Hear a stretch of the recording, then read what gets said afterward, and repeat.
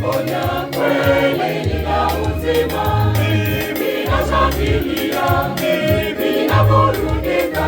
Yesu ameniponya kweli nina uzima.